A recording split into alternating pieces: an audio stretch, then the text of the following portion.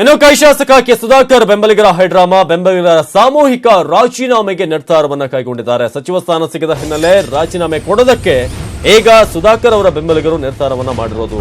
ಆ ಮೂಲಕ ಕೈ ಶಾಸಕ ಕೆ ಸುಧಾಕರ್ ಬೆಂಬಲಿಗರ ಹೈಡ್ರಾಮಾ, ಬೆಂಬಲಿಗರ ಸಾಮೂಹಿಕ ರಾಜೀನಾಮೆಗೆ ನಿರ್ಧಾರವನ್ನ ಕೈಗೊಳ್ಳಲಾಗಿದೆ.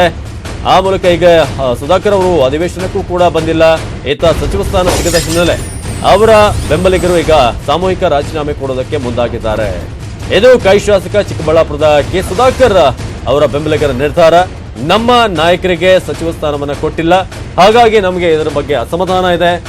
ನಾವು ಸಚಿವ ಸ್ಥಾನ ಕೊಡದೇ ಇದ್ದಂತ ನಿಟ್ಟಿನಲ್ಲಿ ಈಗ ಎಲ್ಲರೂ ಕೂಡ ರಾಜೀನಾಮೆಯನ್ನ ಕೊಡ್ತಾ ಇದ್ದೀವಿ ಅಂತ ಈಗ ಸುಧಾಕರ್ ಅವರ ಬೆಂಬಲಿಗರು ಹೇಳಿರುವಂತದ್ದು. ಚಿಕ್ಕಬಳ್ಳಾಪುರ ಕಾಂಗ್ರೆಸ್ ಶಾಸಕ ಡಾಕ್ಟರ್ ಕೆ ಸುಧಾಕರ್ ಬೆಂಬಲಿಗರು ಈ ಒಂದು ನಿರ್ಧಾರಕ್ಕೆ ಬಂದಿದ್ದಾರೆ. ನವೀನ್ ಹೆಚ್ಚಿನ ಮಾಹಿತಿಯನ್ನು ಕೊಡ್ತಾರೆ, ಚಿಕ್ಕಬಳ್ಳಾಪುರದ ಪ್ರತಿನಿಧಿ ನವೀನ್. ಇದೀಗ ಸುಧಾಕರ್ ಅವರಿಗೆ ಒಂದ್ ಕಡೆ ನಿಗಮ ಮಂಡಳಿ ಕೂಡ ಇಲ್ಲ, ಇತ್ತ ಸಚಿವ ಸ್ಥಾನ ಕೂಡ ಇಲ್ಲ ಅನ್ನೋದು ಏನಂತಿದ್ದಾರೆ ಬೆಂಬಲಿಗರೀಗ? ಅವಿನಾಶ್, ಸುಧಾಕರ್ ಸಚಿವ ಸ್ಥಾನದ ಬಲಬಲ ಆಕಾಂಕ್ಷಿ ಅಂತಾನೆ ಹೇಳ್ಬೋದು. ಸೊ ಅವ್ರ ಸರ್ಕಾರ ಒಂದು ಫಾರ್ಮ್ ಆದಾಗಿಂದನೂ ಅವರು ಒಂದು ಸಚಿವ ಸ್ಥಾನಕ್ಕಾಗಿ ಸಾಕಷ್ಟು ಒಂದು ರಾವಿಗಳನ್ನು ಸಹ ನಡೆಸ್ತಾ ಬಂದಿದ್ರು. ಸೊ ಇವತ್ತು ಸಹ ಆಗಿರುವಂತದ್ದು ಇದೇನೆ, ಒಂದು ಸದನಕ್ಕೂ ಸಹ ಅವರು ಅಟೆಂಡ್ ಆಗಿಲ್ಲ, ಮತ್ತೆ ಇಲ್ಲೂ ಸಹ ಕ್ಷೇತ್ರದಲ್ಲೂ ಸಹ ಕಾಣಿಸ್ತಾ ಇಲ್ಲ. ಅದೇ ನಿಟ್ಟಿನಲ್ಲಿ ಇವತ್ತು ಒಂದು ಜಿಲ್ಲಾ ಪಂಚಾಯತಿ, ತಾಲೂಕ್ ಪಂಚಾಯತಿ, ಗ್ರಾಮ ಪಂಚಾಯತಿ ಮತ್ತು ಸ್ಥಳೀಯ ಸಂಸ್ಥೆಗಳ ಚುನಾಯಿತ ಪ್ರತಿನಿಧಿಗಳು ಏನಿದ್ದಾರೆ ಕಾಂಗ್ರೆಸ್ಗೆ ಸಂಬಂಧಪಟ್ಟವರು, ಇವರ ಮುಖಾಂತರ ಒಂದು ಪ್ರೆಸ್ ಮೀಟ್ ಅನ್ನ ಮಾಡ್ತಾ ಇದ್ದಾರೆ ಅಂತ ಹೇಳಲಾಗ್ತಾ ಇದೆ. ಸೊ ಅವರ ಒಂದು ಹೇಳಿಕೆ ಏನು ಅಂತಂದ್ರೆ, ಮತ್ತೆ ಪೋಸ್ಟ್ಗಳು ಏನು ಅಂತಂದ್ರೆ, ನಮ್ಮ ಚಿಕ್ಕಬಳ್ಳಾಪುರ ಶಾಸಕರಿಗೆ ಸಚಿವ ಸ್ಥಾನ ಅಂತೂ ಕೊಡ್ಲಿಲ್ಲ, ಕನಿಷ್ಠ ನಿಗಮ ಮಂಡಳಿನಾದ್ರೂ ಕೊಡಬೇಕಾಗಿತ್ತು, ಕೊಟ್ಟಿರುವಂತ ನಿಗಮ ಮಂಡಳಿ 50 ಜನ ಅವರಿಗೆ ವಹಿಸಿ ಕೊಟ್ಟಿಲ್ಲ ಅನ್ನುವಂಥದ್ದು ಒಂದು ಅವರ ಅಸಮಾಧಾನ.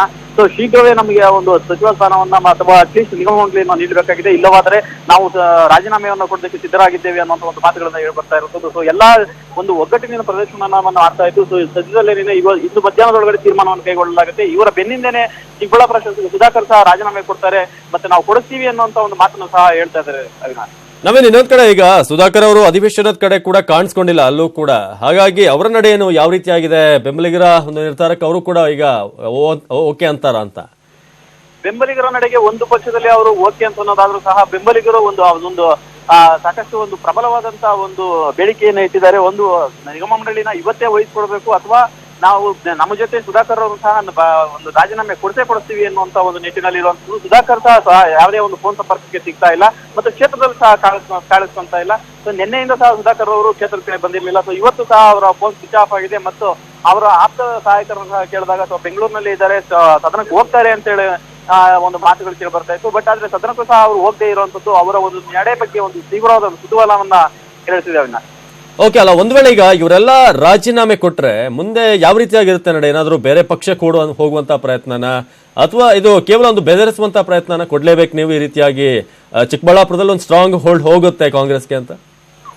ಅವಿನಾಶ್, ರಣತಂತ್ರ ಅಂತಾನೆ ಹೇಳ್ಬೋದು. ಇದು ಒಂದು ಸಾಕಷ್ಟು ಒಂದು ಕಾಂಗ್ರೆಸ್ ಸಾಕಷ್ಟು ಪ್ರಬಲವಾಗಿರುವಂತಹ ಒಂದು ಕ್ಷೇತ್ರ ಚಿಕ್ಕಬಳ್ಳಾಪುರ. ಅದು ಚಿಕ್ಕಬಳ್ಳಾಪುರ ವಿಧಾನಸಭಾ ಕ್ಷೇತ್ರದಲ್ಲಿ ಶಾಸಕ ಸುಧಾಕರ್ ಅವರು 2ನೇ ಬಾರಿಗೆ ಒಂದು ಪ್ರಬಲವಾದಂತಹ ಒಂದು ಪೈಪೋಟಿಯನ್ನು ನೀಡಿ ಒಂದು ಸಾಕಷ್ಟು ಬಹುಮತದಿಂದ ಗೆದ್ದಿದ್ರು. ಸೊ ಹಾಗಾಗಿ ಕಾಂಗ್ರೆಸ್ಗೆ ಭದ್ರ ನೆಲೆ ಅಂತಾನೆ ಹೇಳ್ಬೋದಾಗಿದೆ. ಈ ಕಡೆ ಒಂದು ವೀರಪ್ಪ ಮೊಯ್ಲಿಯವರೆಗೂ ಸಾಕಷ್ಟು ಡ್ಯಾಮೇಜ್ ಆಗುವಂತ ಸಾಧ್ಯತೆ ಇದೆ.